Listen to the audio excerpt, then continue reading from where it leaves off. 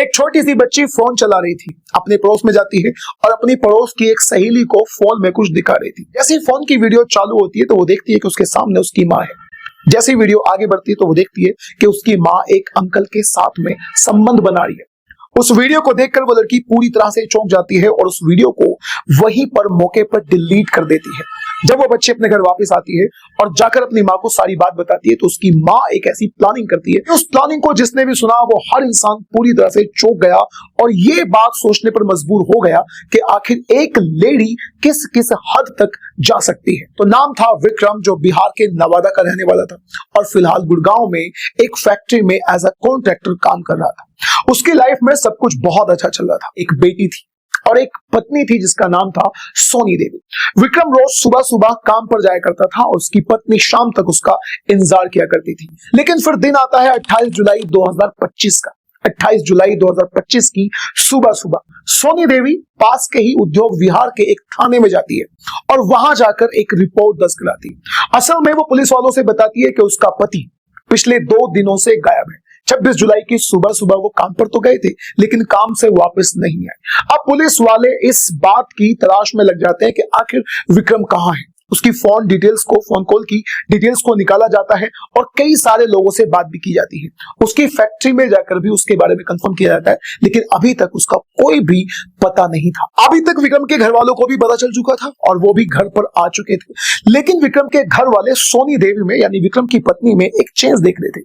वो देख रहे थे कि जिसका पति पिछले 2-3 दिनों से गायब है वो इतनी कूल कैसे हो सकती है। यानी उसकी हरकतों से ऐसा बिल्कुल भी नहीं लग रहा था कि वो परेशान है, दुखी है या फिर उसका पति 2-3 दिन से गायब है।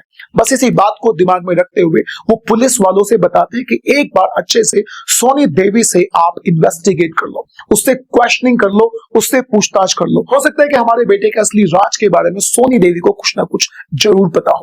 बस पुलिस वाले इसी बात को ध्यान में रखते हुए सोनी देवी से बातचीत करते हैं। सोनी देवी से बातचीत करते हैं तो सोनी देवी बहुत ही जल्द बाजू में ही रहने वाले रविंद्र नाम के एक व्यक्ति पर इल्जाम ठोक देती है।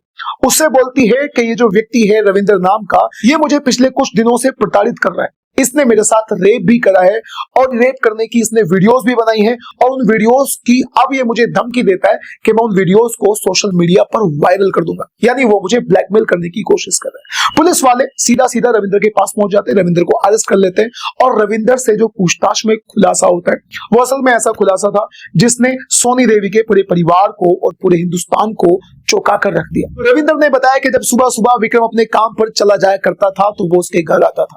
यानी रविंद्र विक्रम के घर जाता था और उसकी पत्नी से बातचीत किया करता था। पत्नी से बातचीत करती दफा धीरे धीरे उन दोनों में दोस्ती हो जाती है और ये दोस्ती बहुत ही जल्द प्यार का रूप ले लेती है और बहुत ही जल्द दोनों एक दूसरे के साथ संबंध स्थापित करना शुरू कर देते हैं। जब भी कभी ये दोनों एक दूसरे के साथ सेक्स किया करते थे तो उसकी वीडियो बना लिया करते थे और उस वीडियोस को बाद में भी देखा करते थे। बस एक दिन सोनी देवी की बेटी के हाथ में उसका मोबाइल लग जाता है। वो पड़ोस में जाती है और अपनी ही माँ की एक वीडियो देख लेती है जो एग्जैक्टली उस फोन में नहीं होनी चाहिए थी, और अगर फोन में होनी भी चाहिए थी तो इस बच्ची के हाथों किसी भी सूरत में नहीं लगनी चाहिए थी। पड़ोस की ही एक दूसरी बच्ची उस वीडियो को डिलीट कर देती है। जब वो बच्ची घर पर सोनी देवी के पास दोबारा अपने फोन को लेकर आती है और उस फोन में अपनी वीडियो को चेक करती है तो उसे उसकी वीडियो नजर नहीं आती।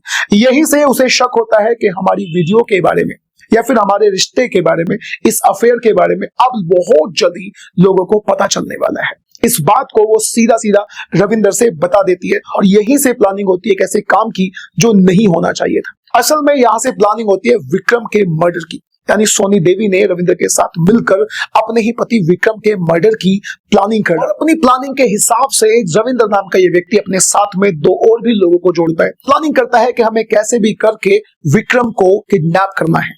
अपने 2 दोस्त, एक का नाम था मनीष और दूसरे का नाम था फरियाद, जो मेरठ के किसी गांव के रहने वाले थे। उन दोनों के साथ मिलकर विक्रम को जैसे ही वो अपनी फैक्ट्री से बाहर आता है उसे किडनैप कर लेते हैं और गाड़ी में ही गला घोटकर, रस्सी से गला घोटकर उसकी हत्या कर डालते हैं। और रविंद्र ने अपने सतपाल नाम के चाचा से गांव में बोला हुआ था कि तुम एक गड्ढा खोद कर रखना और उस गड्ढे में हम एक लाश को लेकर आने वाले हैं।